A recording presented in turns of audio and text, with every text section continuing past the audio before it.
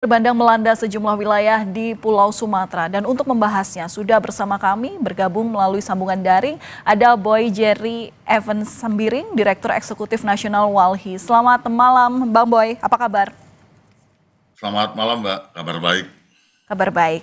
Bang Boy, ini tadi dari visual banjir bandang yang terjadi di wilayah Sumatera terlihat batang-batang pohon gelondongan ikut terbawa arus. Nah, apakah ini artinya terjadi kerusakan alam akibat alih fungsi lahan sebelum banjir bandang ini terjadi? Nah, kita bisa melihat ya kalau data kami, informasi yang kami peroleh dari kantor-kantor provinsi kami di Aceh, Sumatera Utara, dan Sumatera Barat, kawan-kawan melihat bahwa dampak yang meluas, dampak yang menguat dari kejadian yang ada ini tidak terlepas dari kerusakan lingkungan. Jadi batasan planetnya atau daya dukung, daya tampung lingkungannya itu rusak karena aktivitas legal maupun perizinan yang dibuat oleh negara ya, diterbitkan untuk beberapa perizinan seperti tambang, hutanan, perkebunan kelapa sawit.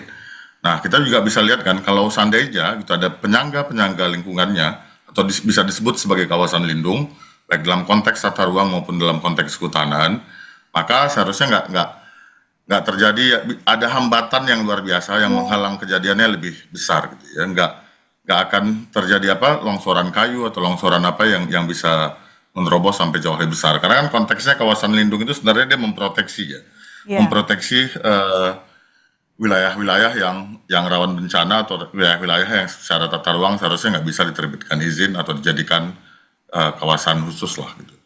Oke, nah kalau bicara soal ada dugaan bahwa hutan lindung itu rusak sehingga tidak bisa melindungi, sampai sekarang data-datanya seperti apa yang dimiliki Walhi? Nah, kami sih melihat misalnya data kawan-kawan Sumatera Utara gitu ya, yang kami peroleh ada, ini kan bukan cuma konteks lindung ya, tapi kita juga bisa bicara soal tentang penataan ruang. Bahwa ruangnya gitu ya memang didominasi oleh perizinan. Kita tahu kalau perizinan industri ekstraktif pasti dia menurunkan daya dukung dan daya tampung lingkungannya atau mempercepat dilampauinya batasan planet kita ya. Nah, lalu di Aceh kami mendengar bahwa ada aktivitas tambang emas, lalu tambang ilegal lain, lalu ada beberapa aktivitas ilegal. Nah, di Sumatera Barat juga kurang sama kami peroleh dengan Aceh. Memang kami sedang mengumpulkan data secara spasial, lalu mencoba mengastrasi kawan-kawan kantor untuk melihat bahwa peristiwa ini kita akuin sebagai bencana alam, tapi dampaknya menjadi jauh lebih besar karena kerusakan lingkungan.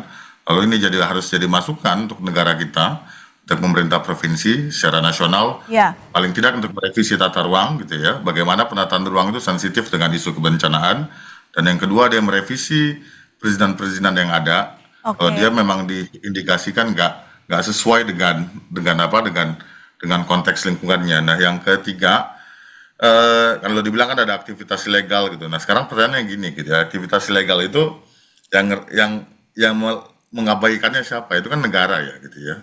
Nah, negara kemana aja nih selama ini? Jadi kita berduka dengan situasi bencananya, tapi dalam konteks jangka panjang harus ada pembenahan yang maksimal. Ya, sepakat ada yang pembenahan Bang Boy. Catatan-catatan ini kan juga pasti sudah dimiliki Walhi sejak lama begitu ya, apalagi banjir bandang ini, dan kalau kita tahu peristiwa seperti ini di Sumatera Barat khususnya ya, tidak hanya terjadi tahun ini, bahkan di tahun 2017 atau 2013, koreksi jika saya salah, ini pernah terjadi.